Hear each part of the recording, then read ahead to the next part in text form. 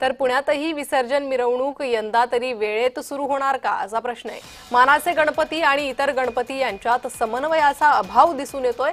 पुण्यात मानाचे गणपती सकाळी 10 पर्यंत मिरवणुकीत येणं अपेक्षित आहे। मात्र जर या गणपतींना मिरवणुकीत येण्यास उशीर झाला तर पुढील मिरवणुका खोळंबतील। तर याआधीही पुण्यातील गणेश विसर्जन मिरवणुकीचा वाद पुढे आला होता। वेळेत या मिरवणुका निघणं अपेक्षित आहे। मानाचे गणपती वेळेत या विसर्जन मिरवणुकांमध्ये सहभागी होणं अपेक्षित आहे।